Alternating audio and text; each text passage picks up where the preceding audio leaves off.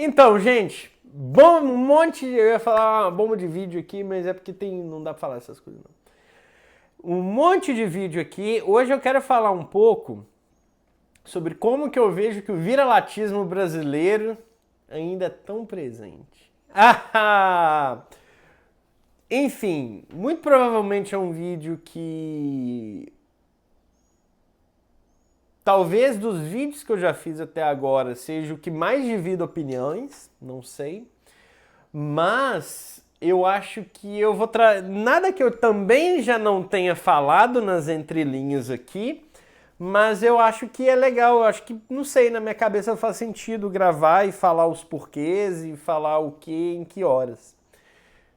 Falei, disse muito e não disse nada. O que eu quero dizer? Já comentei, abordei desse tópico anteriormente, indiretamente, só que eu acho que estava num momento bom agora, por ter mais tempo e voltar a fazer mais vídeos, por ter passado por algumas experiências muito legais nesse primeiro semestre de 2025, que me fez pensar e ver, identificar isso de uma forma mais incisiva. E é isso. Sejam bem-vindos ao meu canal, Bastidores de Otávio Delucchi, um músico mineiro que hoje mora em Nova York. Eu estou aqui terminando meu doutorado em música e faço várias coisas sempre com violão, a música, cultura, música brasileira, no centro das coisas que eu tenho feito nesses últimos anos. Então vamos lá. Eu tenho pensado nisso desde o ano passado. Claro que isso é um tópico muito recorrente na mídia, das pessoas, de conversa de bar, de conversa de jornalista. Mas desde o ano passado, quando teve todo o hype do cinema brasileiro, que a gente tem que valorizar assim, por conta do Ainda Estou Aqui, me fez pensar uma coisa muito engraçada. Se a gente não tivesse... Talvez a resposta é óbvia, né? Se a gente não tivesse o reconhecimento da qualidade do cinema brasileiro através daquela situação do filme Ainda Estou Aqui, a gente daria metade do engajamento, da valorização, da divulgação que a gente deu para o filme. Não estou falando que a gente não tem que dar. Tem sim, tem que dar até mais apoio para várias coisas. Mas quando eu penso nisso, a resposta me parece talvez muito direta. Me parece que não, a gente não teria. E isso me faz pensar que, claro, quando você lança um filme, você lança um álbum, lança qualquer coisa, não é só sobre a qualidade do que você lançou, é sobre como você vai fazer isso, quem está trabalhando com isso, o momento que você vai lançar isso também. Isso tudo faz muita diferença, né? Se o filme fosse lançado há um ano atrás, daqui a um ano teria uma recepção diferente. Não falei que seria melhor, que seria pior, mas seria muito diferente. Então acho que isso é importante a gente pensar, mas uma parte dessa equação, ao meu ver, é o fato de que para a gente amar tanto o filme, a gente teve que ter a validação de pessoas externas, da Europa e dos Estados Unidos, para amar o filme. Então isso me faz pensar que a gente não amou o filme por causa do filme apenas. Isso, claro, abriu oportunidade para muita gente gostar do filme por causa do filme, mas a gente amou porque a gente se sentiu validado pelos outros. E eu acho isso muito problemático. A gente depender do que a Europa e Estados Unidos vai gostar do Brasil para a gente achar que no Brasil é bom. Talvez uma pergunta seja, né? Eu usei o exemplo do filme, mas esticando essa corda, que outros filmes brasileiros você assistiu depois disso, né? Você consegue ver que existe um cenário, embora com pouco recurso, mas bem estabilizado, um cenário artístico, um cenário estético do cinema brasileiro. Agora a gente está passando por uma coisa parecida em Cannes, né, com o Agente Secreto do Kleber Mendonça Filho. Por exemplo, o ponto aqui não é falar de cinema, mas Bacurau para mim é um filmaço, muito melhor do que a gente estou aqui, mas não teve essa repercussão, por várias...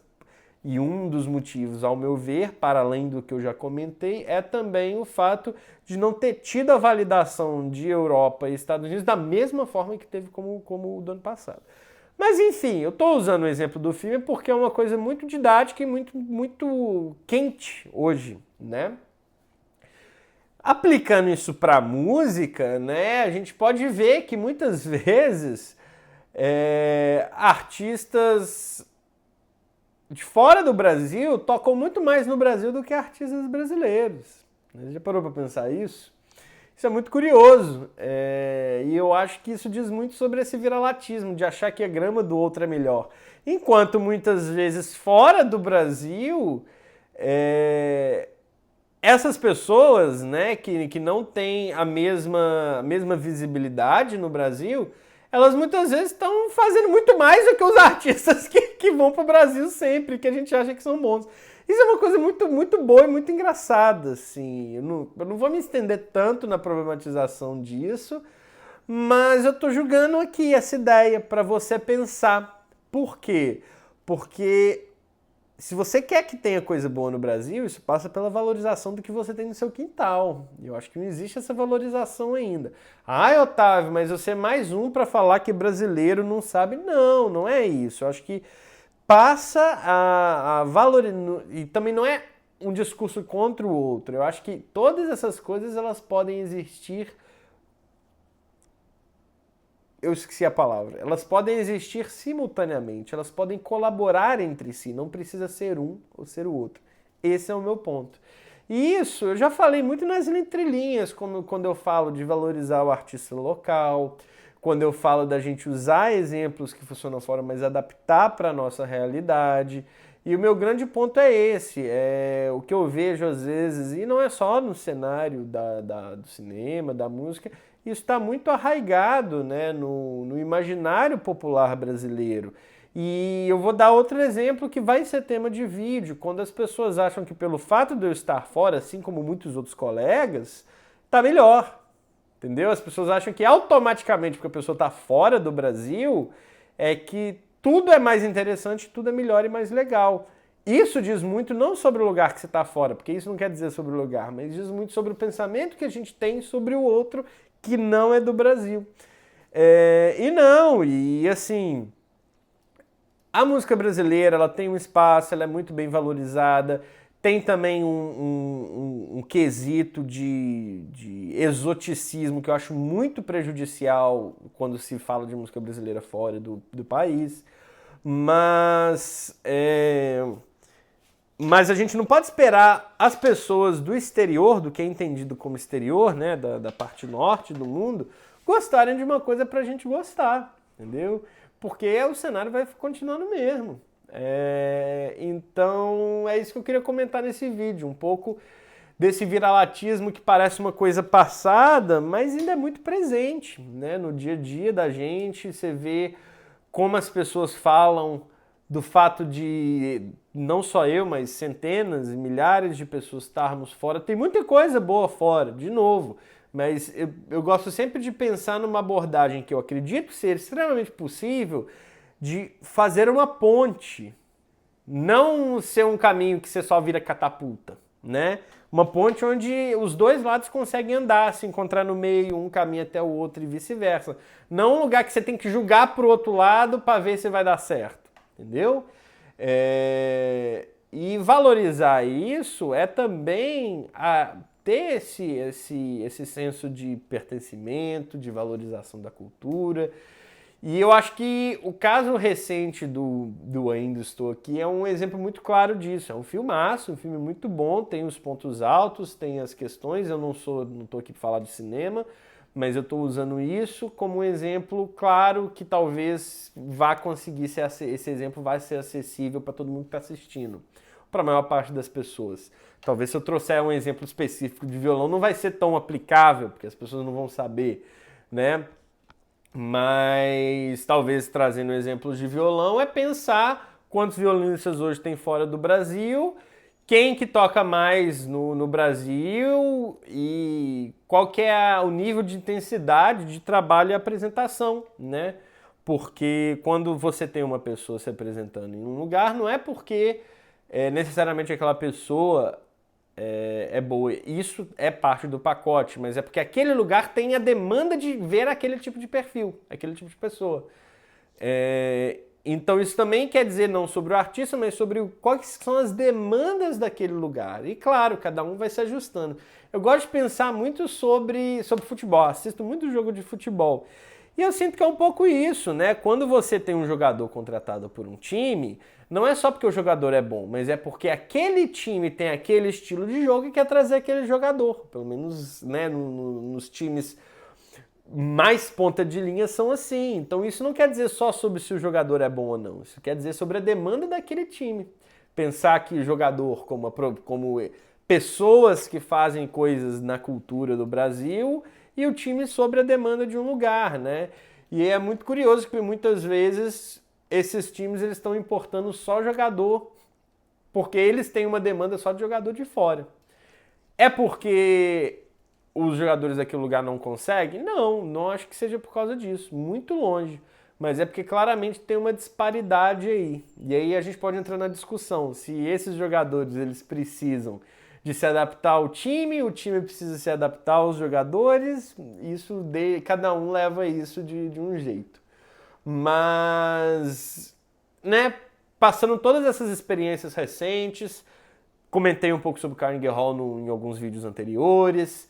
Eu acho que isso tudo está muito conectado. Eu acho que para mim é muito difícil falar de música e não trazer todos esses elementos juntos, mesmo que trazer um pouquinho deles só.